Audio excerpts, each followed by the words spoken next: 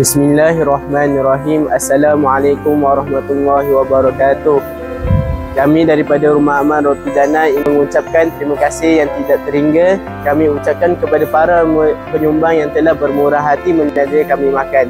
Semoga Allah permudahkan setiap urusan kalian di dunia dan di akhirat, dilapangkan rezeki dengan rezeki yang terbaik, dipanjangkan umur dalam keberkatan serta diberi kesihatan yang baik dan kesembuhan daripada segala penyakit.